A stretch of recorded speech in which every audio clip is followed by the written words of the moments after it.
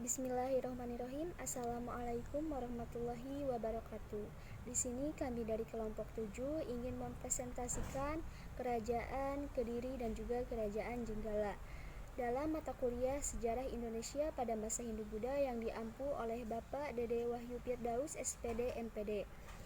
Izinkan saya memperkenalkan anggota dari kelompok 7. Yang pertama ada Hadad Ali Burhan dengan nomor pokok mahasiswa 212171020. Yang kedua ada Ilham Taufik dengan nomor pokok mahasiswa 212171028.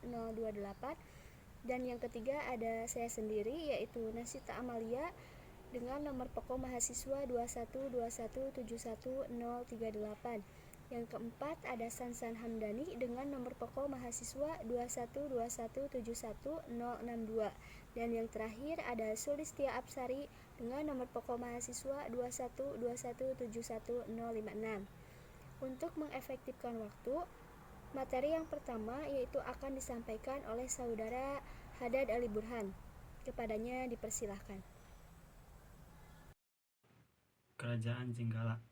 Kerajaan Jenggala ini adalah suatu kerajaan yang bercorak Hindu-Buddha yang eksis di Nusantara.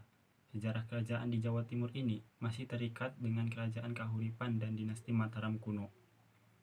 Asal-usul berdirinya kerajaan Jenggala ini yaitu pecahan dari kerajaan Kahuripan pada tahun 1042 Masehi yang dipecah oleh Raja Airlangga untuk kedua purtanya. Airlangga membagi Kahuripan menjadi dua kerajaan untuk menghindari perselisihan di antara keduanya, yaitu Sri Samarawijaya dan Mampanji Garasakan. Kahuripan dibagi dua, yaitu menjadi Jenggala dan Kediri. Sri Samarawijaya mendapatkan wilayah di bagian barat yang kemudian bernama Kerajaan Kediri atau Panjalu yang berpusat di Daha, sedangkan Mampanji Garasakan mendapatkan wilayah di bagian timur, yaitu Kerajaan Jenggala yang berpusat di Kahuripan. Kerajaan Jenggala ini mempunyai silsilah raja. Adapun 3 raja yang pernah memerintah di Kerajaan Jenggala adalah sebagai berikut. Yang pertama yaitu Mampanji Garasakan pada sejak 1042 Masehi. Yang kedua yaitu Alanjung Ahyes pada tahun 1052 Masehi. Yang ketiga yaitu Samarato Saha pada tahun 1059 Masehi. Dan unsur religi yang meliputi kerajaan ini yang tersebar pada masa kerajaan Jenggala adalah yang pertama yaitu agama Kejawen, yang kedua yaitu Hindu dan Buddha, yang ketiga yaitu animisme. Unsur kemasyarakatan di dalam kerajaan ini adalah tidak ada informasi secara jelas bagaimana kehidupan dari setiap kepemimpinan di kerajaan Jenggala tersebut. Diketahui bahwa pada masa kepemimpinan Mampanji Garasakan, kerajaan pernah terlibat perang dengan kerajaan Kediri. Unsur-unsur peralatan dalam kerajaan yang pertama yaitu prasasti. Prasasti adalah sebuah artefak yang tertulis pada masa lalu, biasanya terukir pada batu, logam, dan sebagainya. Prasasti yang khususnya diukir di atas batu dapat dikaji dari dua aspek. Yang pertama yaitu aspek isinya, yang kedua dari aspek isinya diketahui berbagai diantaranya struktur pemerintahan, ekonomi, agama, peristiwa yang terjadi pada masa itu, dan sebagainya. Aspek kedua dilihat dari bentuk prasastinya. Prasasti dimiliki bentuk yang beragam, mulai dari yang sederhana hingga bentuk yang rapi. Unsur mata pencaharian dari kerajaan Jenggala ini adalah memiliki daerah dengan lumbung padi terbesar di masanya. Diketahui pula kerajaan ini memiliki pusat pemerintahan, pusat militer, fasilitas umum, dan memegang kendali pada pemerintahan bandar dagang di aliran Sungai Porong. Bandar dagang di Sungai Porong menjadikan kerajaan Jenggala dikenal luas. Bandar ini merupakan pelabuhan besar di masanya, dan dari sisi pertanian yang melimpah diiringi dengan memiliki pasar yang dapat menjual hasil pertaniannya. Maka rata-rata dari penduduknya yaitu bermata pencaharian sebagai pedagang dan petani.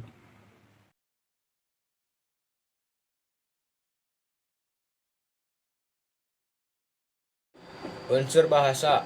Pada masa kerajaan Jenggala menggunakan bahasa Kawi atau Jawa kuno dan Sangsakerta. unsur sistem pengetahuan.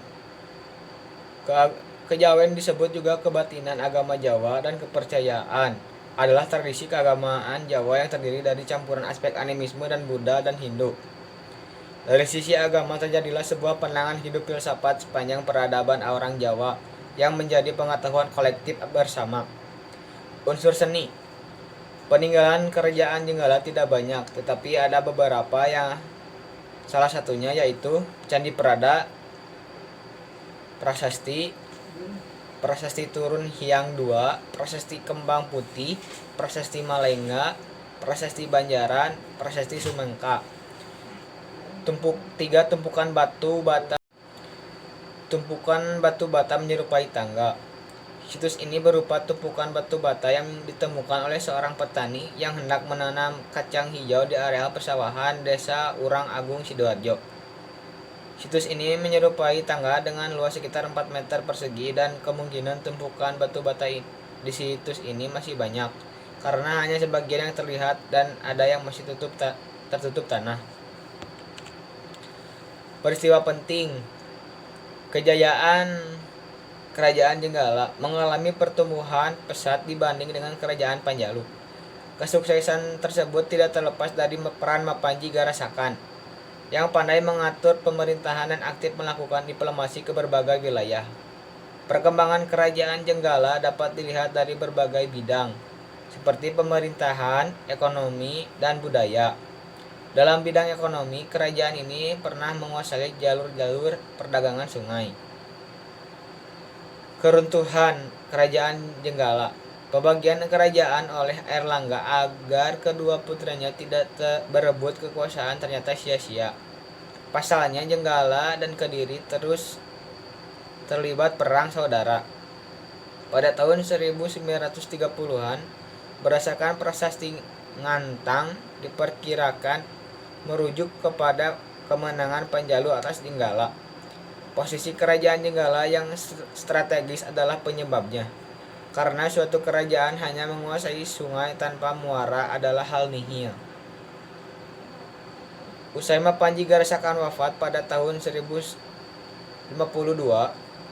penggantinya adalah Raja Mapanji Alanjung Ahyes yang berkuasa pada 1052 sampai 1059, yang memindahkan pusat pemerintahan ke Lamongan. Oleh karena itu, kerajaan Jenggala mengalami kemunduran serangan dari kerajaan Kediri, tidak bisa terbendung, dan kerajaan tidak bisa menanganinya, sehingga kerajaan Jenggala kalah dan menjadi bawahan kerajaan Kediri. Baik, terima kasih kepada Kerajaan Kediri merupakan sebuah kerajaan besar di Jawa Timur yang terletak di tepi Sungai Brantas, Jawa Timur. Kerajaan yang berdiri pada abad ke-12 ini merupakan bagian dari Kerajaan Mataram kuno. Berdirinya Kerajaan Kediri ini diawali dengan Raja Airlangga yang memerintahkan untuk membagi kerajaan menjadi dua bagian. Pembagian kerajaan tersebut dilakukan oleh seorang Brahmana yang terkenal akan kesaktiannya, yaitu Empu Brahda. Kedua kerajaan tersebut dikenal dengan Kahuripan atau Jenggala dan Panjalu atau Kediri yang dibatasi dengan Gunung Kawi dan Sungai Brantas. Tujuan kerajaan ini dibagi menjadi dua bagian, yaitu agar tidak ada pertikaian. Kerajaan Jenggala atau Kahuripan terdiri atas Malang dan delta Sungai Brantas dengan pelabuhan Surabaya, Rembang, dan Pasuruan. Ibu kotanya Kahuripan. Sedangkan kerajaan Panjalu atau Kediri meliputi Kediri, Madiun, dan ibu kotanya Daha.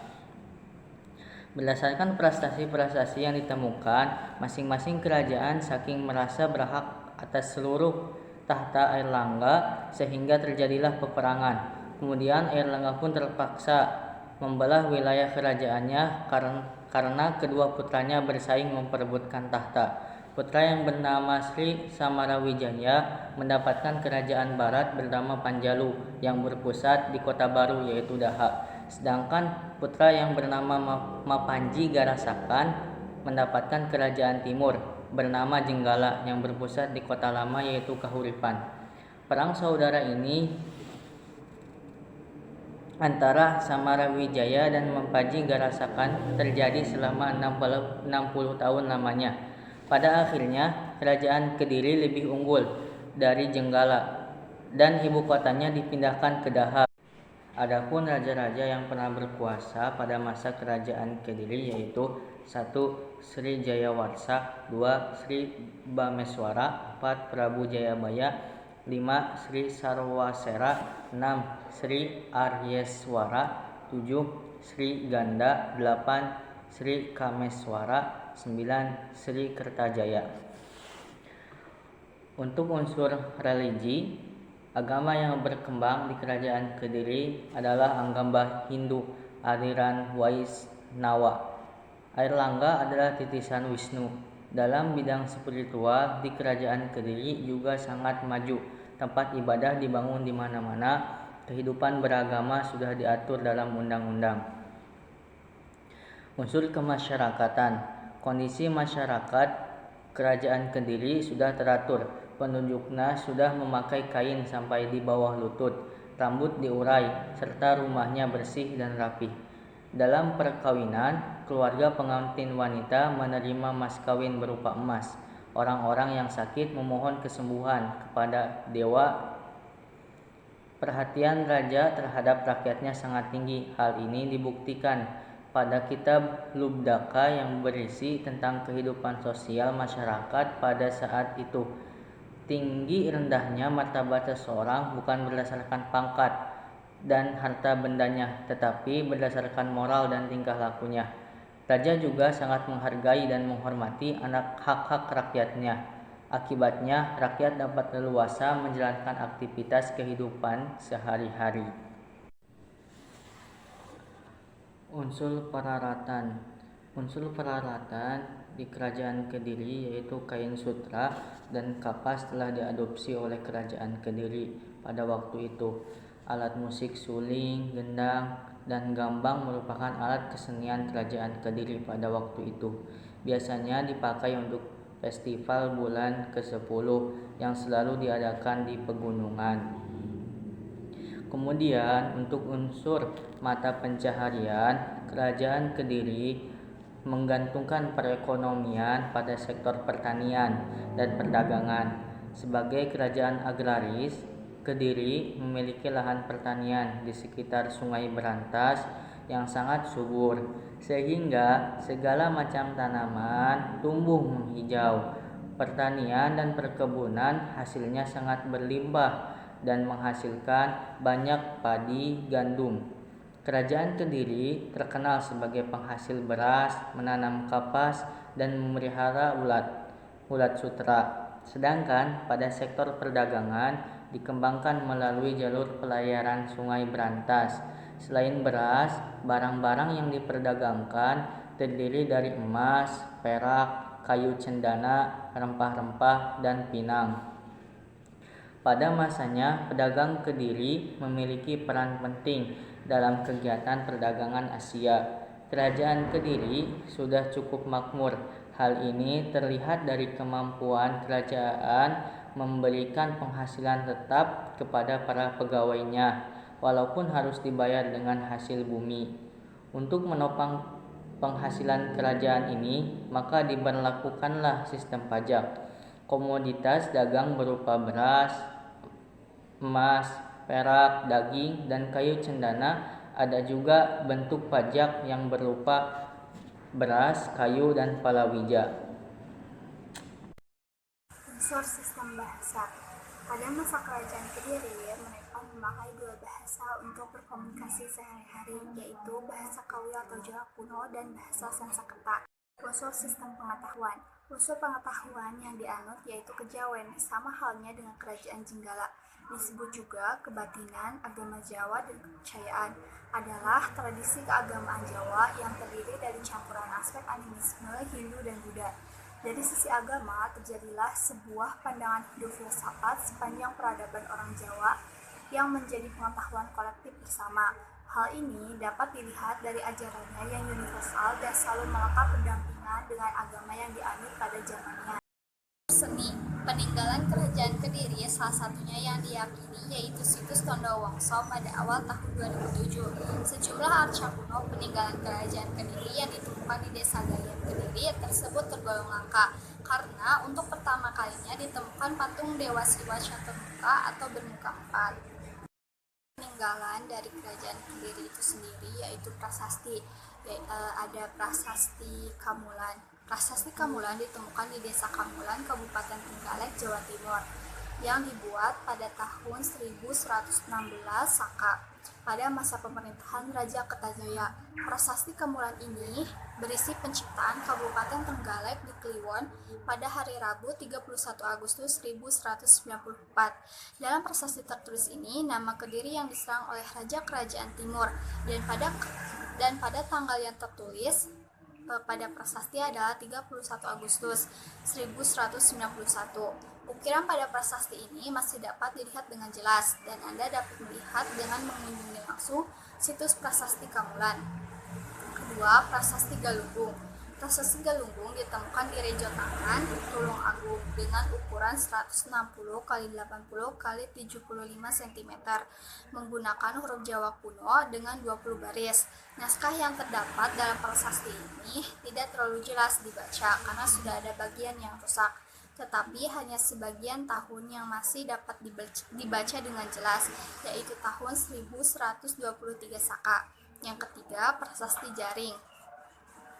Prasasti ini menceritakan penduduk desa Jaring Tua dan Jaring Muda yang telah menghadap raja dengan perantara Senapati Sarwajala, yaitu Panglima Angkatan Laut, yang memberitahukan bahwa mereka telah memperoleh anugerah dari raja yang terdahulu, yaitu Sang Atia Prabu, yang belum terkabulkan. Yang keempat, Prasasti Sirah Kenting. Prasasti ini dikeluarkan pada tanggal 8 November 1204 Masehi. Ditemukan di wilayah Ponorogo yang memuat keterangan Raja Srijayawarsa menganugerahkan hak-hakan di Rejo Tangan, Tulungagung dengan ukuran 160 x 80 x 75 cm menggunakan huruf Jawa kuno dengan 20 baris. Naskah yang terdapat dalam prasasti ini tidak terlalu jelas dibaca karena sudah ada bagian yang rusak, tetapi hanya sebagian tahun yang masih dapat dibaca dengan jelas, yaitu tahun 1123 Saka. Yang ketiga, Prasasti Jaring. Prasasti ini menceritakan penduduk desa Jaring Tua dan Jaring Muda yang telah menghadap raja dengan perantara Senapati Sarwajala, yaitu Panglima Angkatan Laut, yang memberitahukan bahwa mereka telah memperoleh anugerah dari raja yang terdahulu, yaitu Sang Atia Prabu, yang belum terkabulkan. Yang keempat, Prasasti Sirah Kenting. Prasasti ini dikeluarkan pada tanggal 8 November 1204 Masehi. Ditemukan di wilayah Ponorogo yang memuat keterangan Raja Srijayawarsa menganugerahkan hak-hak istimewa kepada Marjaya atau penduduk Sirah Kenting karena telah menunjukkan kebaktiannya kepada raja. Yang kelima, Prasasti Ngantang atau Hantang. Prasasti batu ini ditemukan di Ngantang, Malang, Jawa Timur. Prasasti ini memiliki candra skala tahun 1057 Saka. Prasasti ini ditulis menggunakan aksara dan bahasa Kawi. Prasasti ini berisi tentang pemberian dan pembebasan pajak tanah oleh Raja Jayabasa untuk Desa Ngantang karena telah mengabdi pada Kerajaan Kediri. Peristiwa penting di Kerajaan Kediri. Yang pertama, masa kejayaan Kerajaan Kediri. Kerajaan Kediri mencapai puncak kejayaan ketika masa pemerintahan Raja Jayabaya. Daerah kekuasaannya semakin meluas yang berawal dari Jawa Tengah meluas hingga hampir ke seluruh daerah Pulau Jawa. Selain itu, pengaruh Kerajaan Kediri juga sampai masuk ke Pulau Sumatera yang dikuasai Kerajaan Sriwijaya.